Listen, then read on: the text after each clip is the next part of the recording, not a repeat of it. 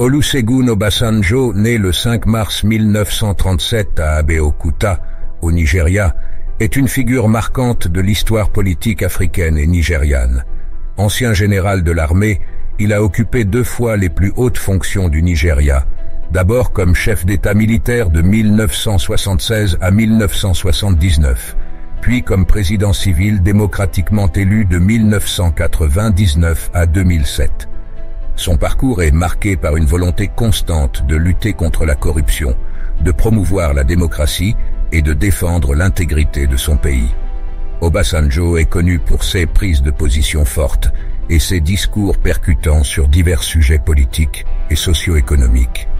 Ces citations révèlent un homme déterminé à transformer le Nigeria et l'Afrique.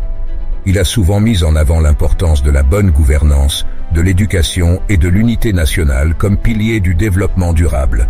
Il a joué un rôle crucial sur la scène internationale, en particulier en tant que président de l'Union africaine, où il a œuvré pour la paix et la stabilité sur le continent. Sa vision de l'Afrique est celle d'un continent capable de surmonter ses défis grâce à la coopération, l'innovation et une gestion responsable de ses ressources naturelles.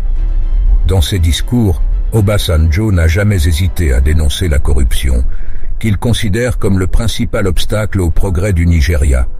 Il a également souligné la nécessité pour le Nigeria de diversifier ses partenariats économiques, en développant des relations avec des nations émergentes, telles que la Chine et l'Inde. Voici un recueil de 50 citations emblématiques d'Olusegun Obasanjo, qui illustrent sa pensée et son engagement. La corruption, le plus grand fléau de notre société aujourd'hui. Le Nigeria n'a aucune raison de vivre dans la pauvreté. Avec nos ressources humaines et matérielles, nous devons nous efforcer d'éradiquer la pauvreté de notre pays. Nous considérons l'Amérique et l'Europe comme de vieux amis. Nous gardons de vieux amis, mais nous nous faisons de nouveaux amis au Japon, en Inde et en Chine. Nous allons réexaminer nos lois et politiques dès que possible et éliminer tous les obstacles à l'investissement authentique. Ma joie ne connaît pas de limite. Je consacrerai toute mon énergie et tous les pouvoirs disponibles à moi au service du Nigeria et de l'humanité. Permettez-moi de faire un vœu solennel devant vous tous, devant le monde entier et devant Dieu, que je consacrerai toute mon énergie et tout ce que je possède en mon pouvoir pour servir le peuple du Nigeria et l'humanité. Mes instincts et ma foi me disent que tant que Dieu ne ferme pas une porte, aucun humain ne peut la fermer. Malheureusement, la véritable force qui propulse nos disputes politiques sans fin, nos luttes constantes pour l'avantage politique, n'est souvent pas notre souci brûlant pour la démocratie, mais souvent notre dévouement au principe de l'état de droit. Je suis un homme noir à l'intérieur et à l'extérieur, et vous êtes des hommes blancs à l'extérieur, mais à l'intérieur, vous êtes des Africains comme moi. Je veux saisir cette opportunité pour reconnaître que nos amis étrangers sont les bienvenus pour se joindre à nos efforts de développement des ressources de notre pays. Je ne dirai pas que le fait qu'il n'y ait pas d'observateur de l'Union européenne lors d'une élection signifie qu'elle ne sera pas juste et libre. Le pape Jean-Paul II n'a pas seulement visité le Nigeria 2 fois, mais s'est tenu aux côtés du pays dans sa lutte contre la dictature et l'injustice. Nous travaillerons à apporter un élément de stabilité au prix du pétrole. Ce que le producteur de pétrole est payé représente environ 16%. La majorité de cela est de la taxe, que pour être juste envers le gouvernement de ce pays, ils ont accepté et admis. Si je ne suis pas au-dessus de la loi, personne dans ce pays ne peut alors prétendre être au-dessus de la loi. Il n'y a aucune partie du monde où la corruption est complètement éliminée. Lutter contre la corruption n'est pas une affaire d'une nuit. Les donneurs de la plupart des corruptions en Afrique viennent de l'extérieur de l'Afrique. Je crois que Dieu savait ce qu'il faisait quand il a mis du pétrole sous notre sol. Cela devrait être un moyen et non une fin. Quand j'ai quitté mes fonctions en 1979, j'étais à peu près le seul à avoir vraiment quitté la fonction publique de mon propre chef. Nous ne devons ni nous rendre ni compromettre nos droits à la liberté, la justice et l'autodétermination. L'Afrique ne peut pas se permettre de continuer à prendre du retard dans la course mondiale au développement économique. La seule alternative à la guerre est la paix, et la seule voie vers la paix est la négociation. Un véritable leadership doit être au bénéfice des suiveurs, non à l'enrichissement des leaders. L'histoire de l'Afrique a été écrite par d'autres. Nous devons prendre en charge nos problèmes et solutions et écrire notre propre histoire. L'indépendance économique est la fondation de l'indépendance politique. Sans responsabilité, la démocratie est incomplète. L'éducation est une arme puissante pour combattre la pauvreté et l'oppression.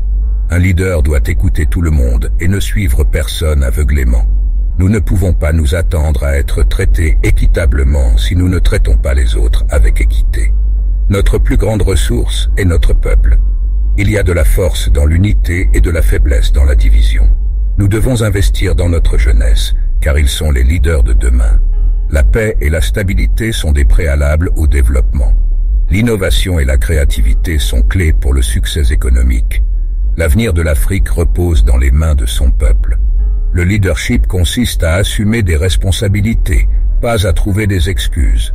Une nation qui ne valorise pas sa jeunesse n'a pas d'avenir. La justice ne doit pas seulement être rendue, mais doit être vue comme étant rendue. Une presse libre et indépendante est la pierre angulaire de la démocratie. Nous devons briser le cycle de la pauvreté par l'éducation et les opportunités. La bonne gouvernance est la fondation d'une société prospère. Nous devons construire des ponts, pas des murs, pour nous connecter et grandir ensemble. Le monde respecte une nation qui se respecte elle-même. Le développement durable nécessite des pratiques durables. Un véritable leader sert le peuple et non l'inverse.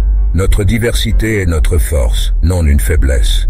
La meilleure façon de prédire l'avenir est de le créer. Nous devons laisser un monde meilleur à nos enfants. L'espoir n'est pas une stratégie. Nous devons agir pour créer l'avenir que nous voulons. En conclusion, les mots de l'ancien président Olusegun Obasanjo résonnent toujours avec sagesse et pertinence aujourd'hui. Sa vision pour le Nigeria et l'Afrique dans son ensemble, centrée sur la lutte contre la corruption, la promotion de la paix et de la prospérité, reste un modèle pour les générations futures. Obasanjo nous rappelle l'importance de lutter contre les maux qui affligent nos sociétés, tels que la corruption et la pauvreté, avec détermination et engagement.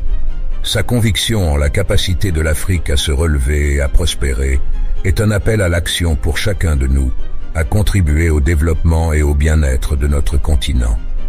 En tant que leader, Obasanjo a également souligné l'importance du leadership altruiste, de la responsabilité et de la compassion envers les autres. Ces valeurs restent essentielles pour bâtir des sociétés plus justes et plus équitables. En fin de compte, la vision d'Obasanjo pour l'Afrique était celle d'un continent fort, uni et prospère, où chaque individu peut réaliser son plein potentiel. C'est un héritage que nous devons honorer en travaillant ensemble pour réaliser ce rêve commun. Merci, Président Obasanjo, pour votre leadership inspirant et votre dévouement envers un avenir meilleur pour tous.